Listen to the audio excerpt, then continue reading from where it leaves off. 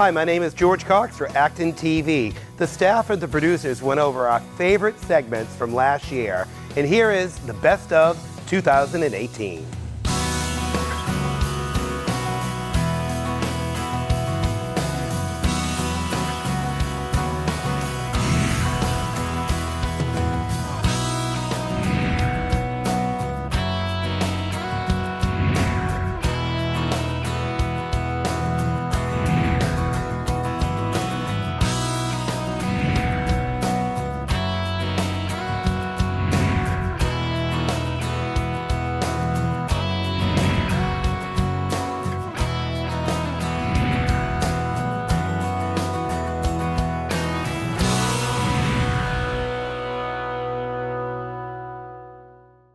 We are here at the Acton Fire Station with Steve Barton of AmKiss, who is training everybody on the jaws of life.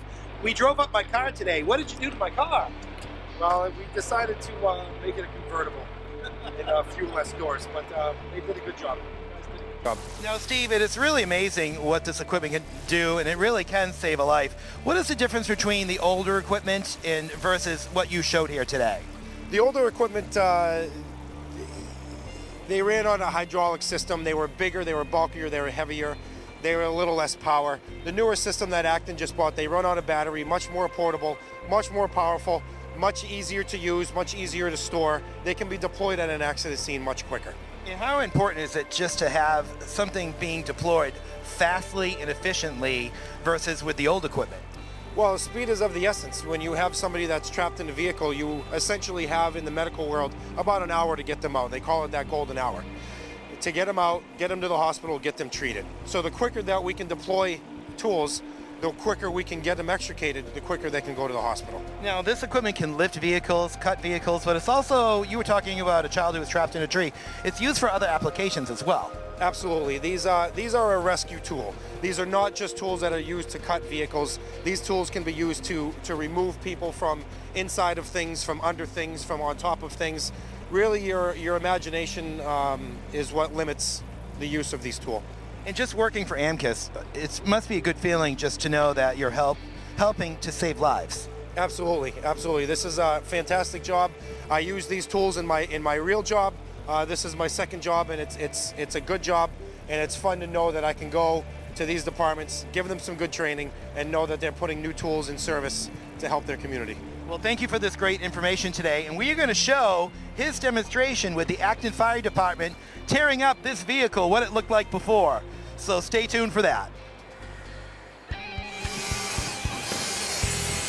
Make sure you get a good bite.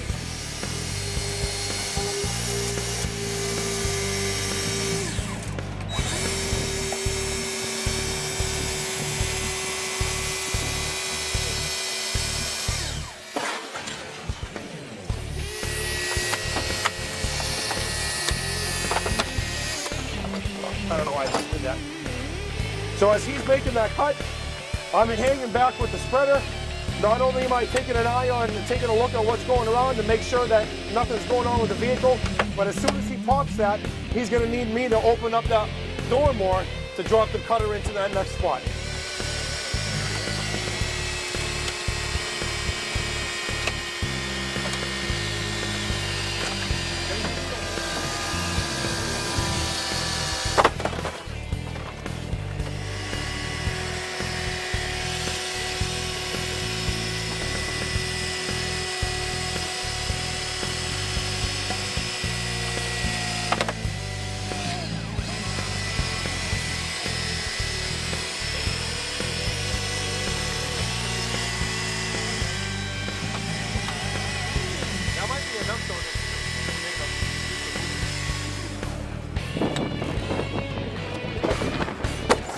Coming up next, here is the 25th anniversary video of the Maynard Boys and Girls Club.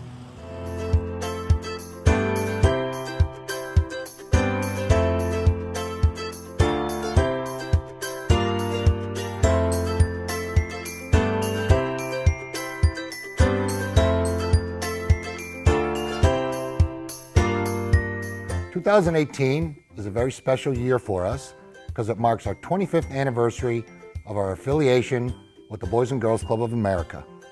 Boys and Girls Clubs of America is the largest youth organization in the world, with over 4,000 clubs serving over 4 million kids.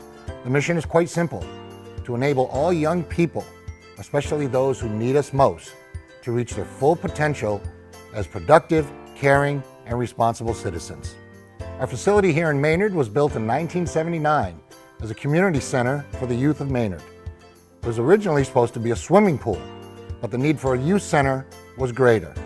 In 1993, the Will Dodd Center, as it was called, became a charter member of the Boys and Girls Club of America, offering full-service programs and counseling for our youth. In the last year, we discovered that there were a lot of areas in which we could help the children and the families in the clubs.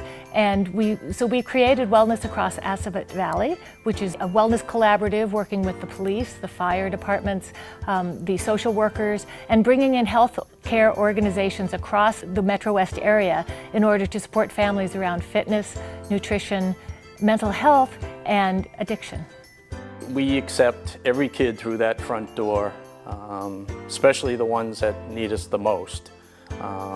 And we help and support them so that they can meet their highest expectations. Our ultimate goal here is for those kids to become productive, caring, and responsible individuals. And I think the biggest strength in our success here is the staff. Okay, we have a wide array of staff here, ranging from ages of 17 years old to 66. With all kinds of background and experience. A lot of our staff have been club kids before, and I think that's a very important thing, is that they know some of the experiences that we go through here with the kids on a daily basis. Our future plans are in alignment with the Boys and Girls Club of America. And the Boys and Girls Club has created something called Great Futures 2025, which is to expand supporting children across the nation from 4 million to 8 million. And we believe that we can expand to support more families across Assabet Valley. Every town that we support has come to us and said, how can you support our children? What we've discovered is there are a lot of children in need, a lot of children going home to empty apartments or empty condominiums or empty homes. And what we know is that there are children who need support, who need the Boys and Girls Club of Assabet Valley. We charge a rate of $40 a year for children to come to us after school, and we're trying to figure out how can we support all the families, how can we support all these children so that everybody has an opportunity for safe, reliable, effective after-school programming. And whether we do that in Maynard and or in outside satellite clubs, we're trying to figure out. That's our goal. We appreciate you joining us in support of our club and mission. Every club is responsible for raising its own funds for operations. We are not funded by any state or federal taxation. So please continue to contribute your time and money to our club. It's an investment in our youth, our community, and our great country. Stop by and see us. Thank you so much.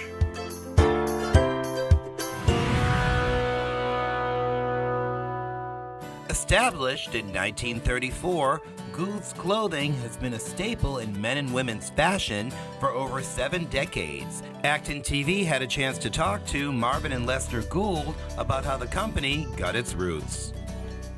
So the history of Gould's began in 1934.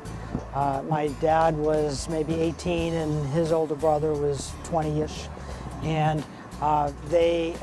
there was a store in Clinton that was run by a relative, and her husband, actually the husband was the relative, he got sick around Christmas time. So my grandfather volunteered his 3 sons, actually, to help out. When they first started, one would work the store in the morning and the other would actually work in the slaughter barn, and they had a horse, and they would ride the horse to work, and the other would take the horse back to the slaughter barn and work the afternoon. So they each worked a half day in the store and a half day at the slaughter barn. And they ran the men's store in Clinton for many years. Then in 1952, they had the opportunity to buy a location in Hudson, and they built the second store in Hudson. My dad ran the Hudson store at that time, and my uncle stayed in the Clinton store. and they ran that for a while. And in 1955, our manager, ladies manager, or she was actually in the office manager, but she convinced our dads to put in women's wear. And that was the start of the Redwood Shop, which was our women's store in Hudson. And we did well with that also. We're able to expand and opened up the Medway store, and I think that was about 1979 or so. And we actually, before that, we did the Acton store in 1972. And at that time, my uncle and my dad separated the stores. He kept the Clinton store and my dad kept the Hudson store. And so our family went on to do the store in Acton, and we opened that in October of 72. We started building it actually in 1970. So it took about a year and a half to build the whole location and the shopping center. Retail got a little tougher. The internet became more prevalent. Competition did in Hudson, for instance, the Solomon Pond Mall opened up in Marlboro. And in addition to that, there was a TJ Maxx in town. So Hudson's business was still strong, but we lost really the ability to be profitable because of all the competition in the area. And it was only a 20-minute ride from the Acton store, so we decided to close Hudson and just run with the Acton and Medway store. And that went for a while. In the early 2000s, we actually closed down Medway and maintained just the Acton store, which is still doing well here in Acton. My brother Lester came over, so myself and Lester are both here. And it's much easier running one store and can be just as profitable with a little less headache and extra work that we don't have to do. Welcome to the Thoreau Club. I'm Laura Klein, the Wellness Director here, and we're here to give you a tour of Thoreau. It just so happens this is an open house week, so we've got a lot of stuff going on. It's really exciting, and we're glad to have you with us. So we're going to do a tour through the club, show you our brand new fitness center, our tennis courts, our pool, and a bunch of other activities that are going on. We're going to interview some of our key staff members to tell you about the exciting programs happening here at Thoreau, and we hope you enjoy your time.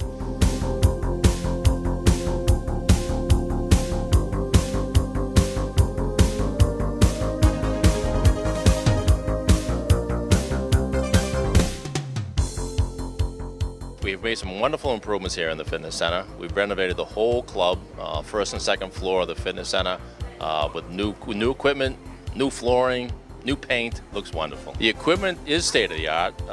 All the equipment now have TVs and they have internet connections with them. They are also very more functional than they were over the years, so we've seen dramatic improvement in that area. Functional fitness is about movement in the way you actually move. Most of the machines that we had over the years were designed just to move in a certain plane. Well, we don't just move out and extend our leg out. We move with our hips and our knees all together. So the functional fitness part of it is how you move in relation to everyday activities, if you will.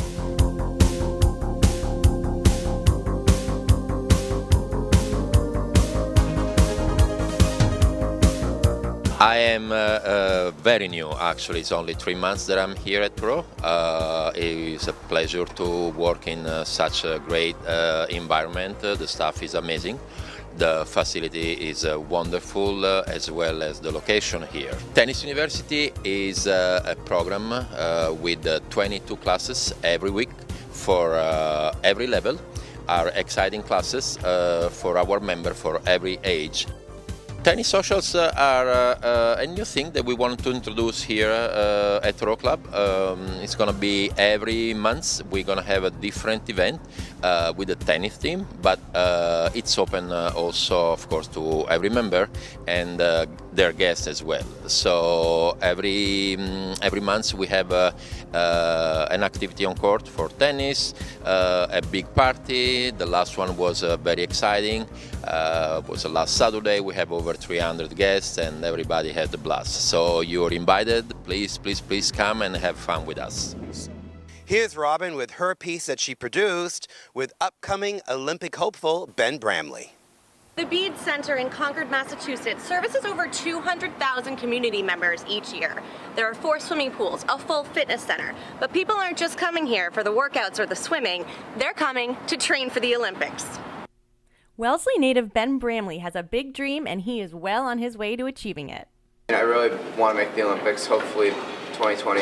My best shot would probably be 2024, but I just kind of like diving, so if I don't make it, I'll still have fun, won't regret anything. Ben's diving has already taken him far from home, traveling stateside as well as to Russia and Madrid.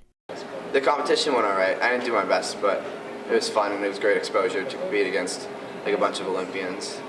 I had to do my Spanish project while I was over there.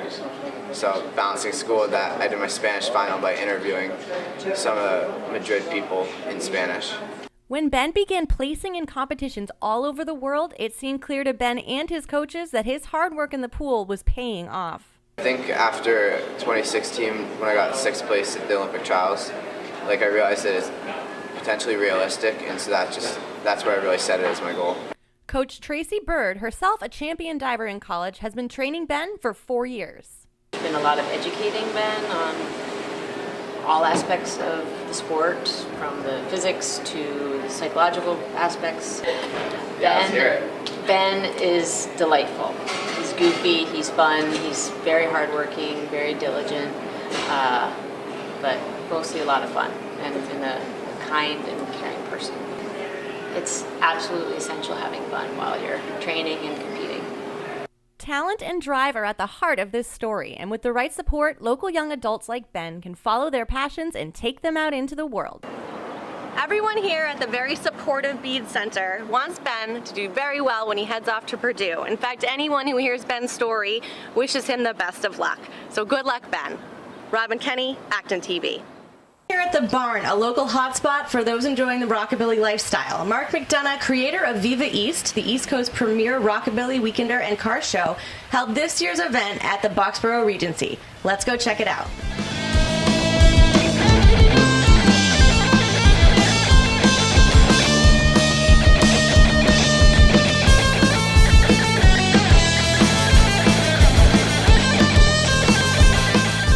Let's give a big warm round of applause from the Teledyne from Rhode Island.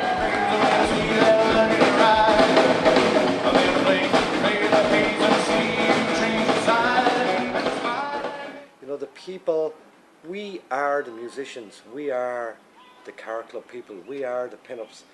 We're not, everybody who's involved with us is part of this scene 100%. And the majority of them have been involved in it for a lifetime.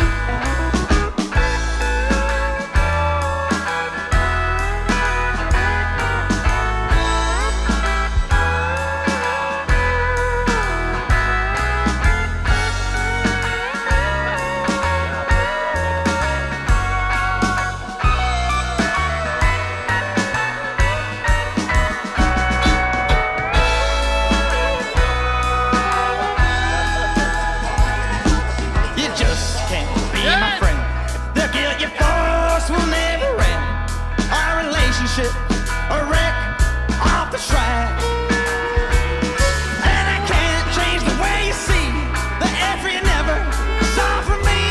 And as a lover, I'll never take you back. And I gave you my love, it wasn't enough. And I shared my family home, it wasn't enough.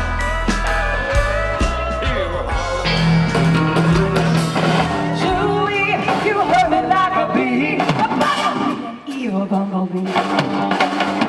How can you love me sweet as honey? My name is Summer Blue, and I am from Philadelphia, Pennsylvania. You said everything's handmade. I sometimes make a sculpture in clay, and then I'll mold it in like a silicone mold, and then I'll pour resin into the mold in different colors. Sometimes I'll hand tint it, and then at the end you pop it out of the mold, usually 24 to 48 hours, and then you sand it and finish it, paint any details or add rhinestones, hardware, and then you finish it up for the customer. Okay, Patrick, now we have George behind the camera. Up next is a very special segment produced by a couple of our youth members, Sean and Drew. Sean spent a day at the Discovery Museum highlighting all of the great new stuff they have there, and Drew edited it. Hello, I'm Sean, and welcome to the new and improved Discovery Museum. They have tons of new stuff to check out, so let's get right to it. This is the Discovery Woods. Let's go check it out. Pretty neat. I can see it's made all out of wood, and I heard that they use the wood that they cut down from this area to build it, and it's all natural and very learnative. That wasn't good wording. Let's go check out Fairy Barrow and what they have. This is a slapophone. Hands only.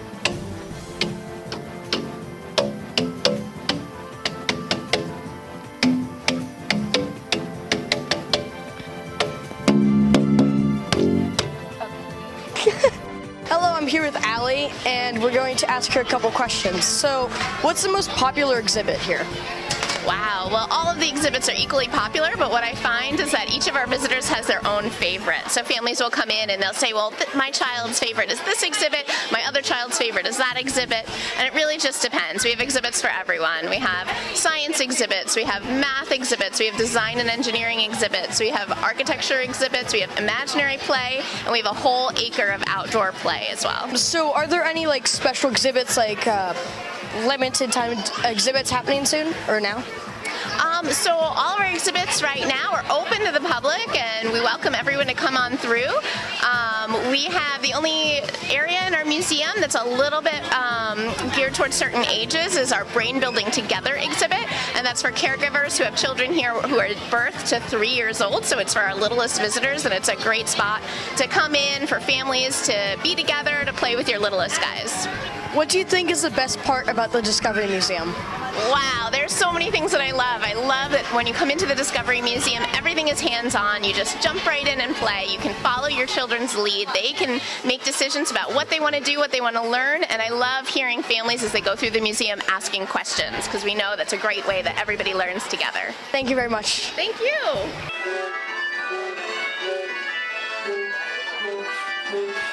I'm a musician.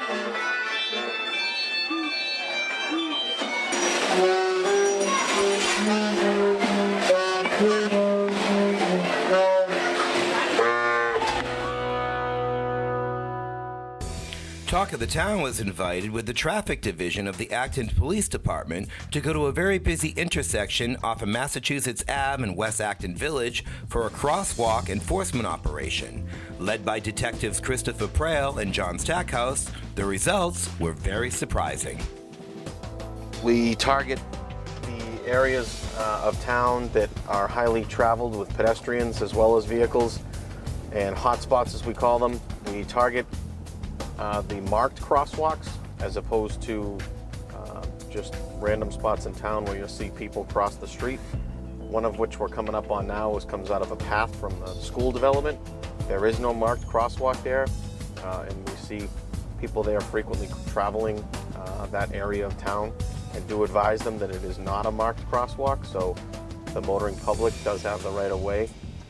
So we do recommend, again, using the marked crosswalks to safely cross the road. And obviously, as we teach our young children to look and listen before you cross the street, even if you're in a marked crosswalk, just to be on the safe side. 10 seconds in, and we recorded our first violation. Okay, John, there you go, Toyota. First one right out of the hole.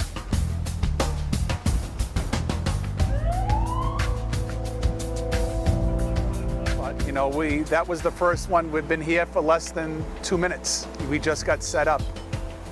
We get numerous complaints from this crosswalk down here also. This is the West Acton merchants complain about it, and so do the pedestrians.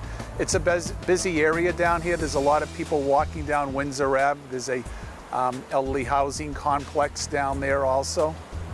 Mass law does state that You have to be 10 feet from the other lane, which, you know, these lanes in Massachusetts are 11 feet 5 inches to 12 feet the travel lanes are. So that, you know, 2 footsteps out in the crosswalk. And what people have to be aware of, you just can't be on the sidewalk near the crosswalk for somebody to stop. You actually have to be in the crosswalk. So I could be standing here all day hoping that somebody's at a stop. Law states you have to be in the marked crosswalk for somebody to stop. Okay, right there on the van.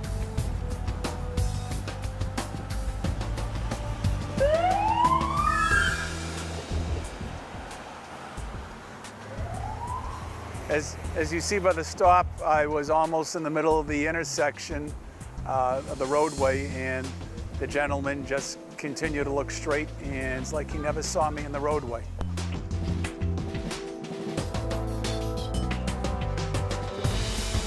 Well, you could take the red one. In recognition of Manufacturing Day, students from the Minuteman Vocational School had a tour of the Hartz Corporation and associated environmental systems here in Acton. Here is Selby, the Land Use and Economic Development Director, with Vice President of the Hartz Corporation, to tell you more. Hi, I'm Selby. I'm the Town of Acton's Land Use and Economic Development Director. I'm here with Doug Sieber. Doug Sieber, yep. With Hartz Corporation. Doug, could you tell us a little bit about what's going on here today? So today we have folks in and kids in from one of the VOCEC schools. We're trying to show them what's going on in our operation as in a manufacturing company, but all the different job opportunities for them as they graduate and as they move into the working world, all the different things that they can do. So it's not just limited to being an electrician or a plumber necessarily, but there's all sorts of things from laboratory technicians to material testing people to working in a manufacturing environment that could be helpful to them, that if they choose this career, there's a lot of manufacturing still to be done in Massachusetts that most people don't realize. That's great, Doug. So this is part of our Manufacturing Day. October 5th, 2018 is National Manufacturing Day. So Hartz is participating along with Associated Environmental Systems, where we will be going next. And these are students from Minuteman Regional Vocational Technical High School touring Hartz. Exactly. And again, we give them a tour, you expose them to new things that they might not know exist. They graduate or they go to high school and they might have a limited exposure to what's available for them when they graduate and want to work in industry. And today we're able to show them all the different types of opportunities that we have here for our company for people with that skill set to come in here, be able to work and do a very number of different jobs. The opportunities that I was given by the Hartz Corporation to go to college someday, which I did, and to get that training that was provided to me, gave me an opportunity to live a very good life and provide for my family. My name is Mike Krebsky. I'm the plant manager of the Hartz Corporation, and this morning we had a field trip with Minuteman Vocational High School. I'm excited because I'm hoping that maybe some Hartz employees of the future may have toured our facility today. The kids seem genuinely interested in what they were looking at. Again, we're focusing on vocation because we really need to find good, strong employees for our manufacturing team. And also other areas, engineering, drives and control, electronics, plumbing, electricity. There's a lot of things that a lot of people are doing here at the Hartz Corporation.